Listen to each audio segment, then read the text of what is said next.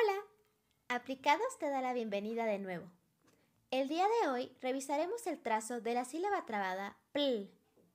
Esta sílaba se conforma por una P y una L. Veamos cómo trazarla.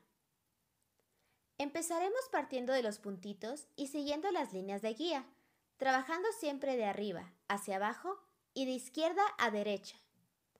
Para la P mayúscula realizaremos una línea recta que vaya de arriba hacia abajo y luego haremos una pancita en forma de media luna, que se detenga a la mitad del trazo vertical.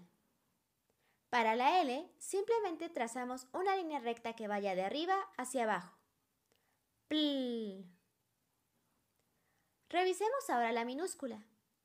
Salimos desde el punto y hacemos nuestra línea recta de arriba hacia abajo y luego un circulito.